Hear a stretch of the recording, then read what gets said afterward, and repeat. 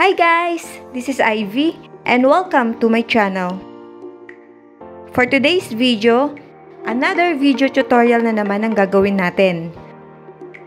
I will show you the step-by-step procedure for the National Bureau of Investigation or NBI online appointment. Kung bago ka pa lang dito sa channel ko, I invite you to please do like, share, comment, and subscribe to my channel. Don't forget to hit the notification bell para updated ka kapag may mga bago akong upload na video gaya nito. Without any further ado, let's get started. Go to NBI appointment website. Just enter the clearancenbi.gov.ph. Ilalagay ko rin sa description box yung link. May prompt message na data privacy content, English version, and Tagalog version. Click I agree. And another prompt message. After reading, click close. Okay guys, this is the homepage ng NBI Clearance Online. Proceed tayo dito sa right side ng homepage. Kung for NBI renewal ka, click mo itong click here. Then, dito mo i-enter yung information na kailangan and click verify. But, for today's video, ang gagawin natin ay para sa mga new applicant at pwede rin sa mga for renewal but not yet registered to the NBI Clearance Online website. Since new applicant, kindly select No and fill in all the information below.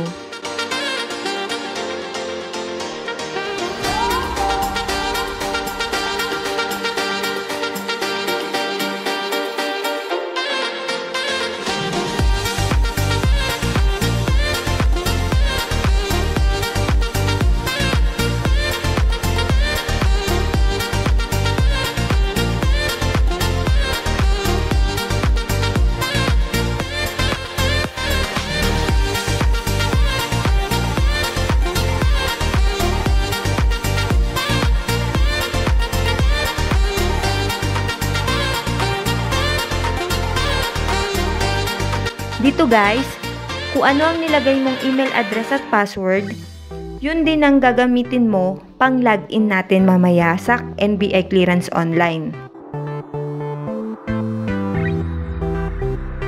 Click back sa Read and Accept Terms of Services.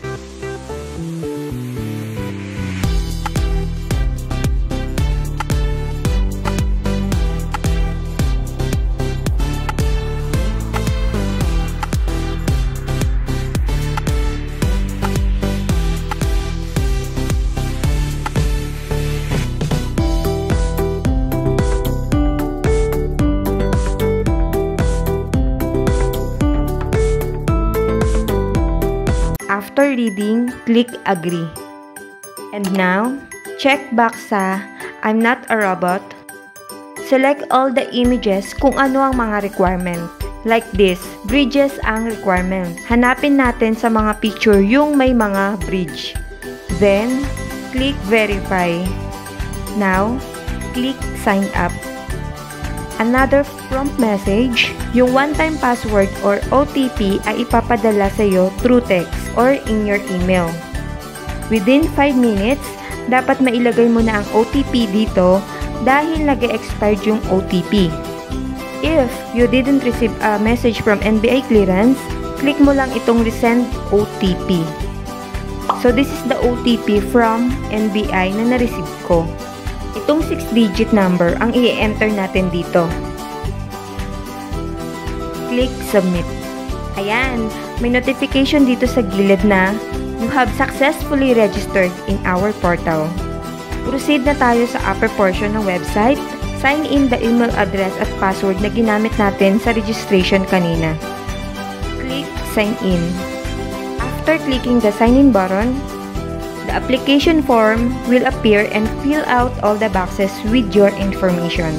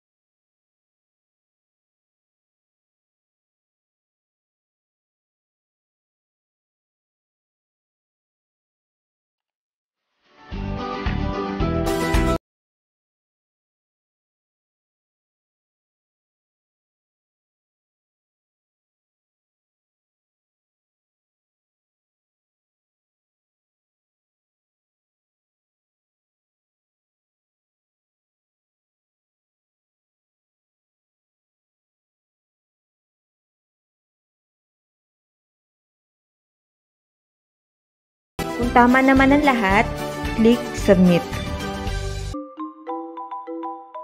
Next, sa right side, may two options which is the Apply for Clearance and Edit Information. If ever na may mali sa application mo, click mo lang itong Edit Information. Now, click the Apply for Clearance. May prompt confirmation na mag-a-appear. Sa type of ID, piliin lang dito kung ano ang ID na meron ka at yun yung ipepresent mo sa NBI branch. Enter the ID number. Click the I agree button. Important reminder will appear. Click Close. Next, schedule an appointment. You need to select the NBI branch na malapit sa location mo or kung saan mo gustong magpa-schedule ng NBI clearance. Then pick the time and date na available in the table. After that, dito sa right side makikita yung information ng application schedule mo. Then choose the payment option na convenient sa iyo. Let's say 7-Eleven. May payment instruction na magpa-pop up. Click Proceed. Click Proceed to Payment. There you go! Ito na yung reference number na gagamitin mo for payment. Make a screenshot and save it to your phone. Or take a photo, or isulat mo sa papel para iyan ang ipapakita mo sa bayad center.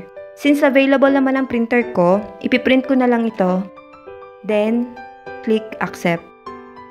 Ayan, tapos na tayo magpa-schedule. Payment na lang ang inaantay natin.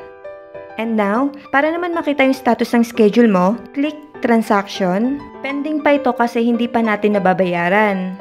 When you paid it, the status will change from pending to paid. Preparation to get your NBI clearance. Don't forget to bring your receipt of NBI clearance, bring your valid ID, photo capture, releasing. Releasing is the last step to get your NBI clearance. Kung nakatulong sa inyo itong video, please don't forget to like, share, comment, and subscribe to my channel. Pakiclick na rin yung notification bell para updated ka kapag may mga bago akong video na upload gaya nito. Thank you and God bless everyone.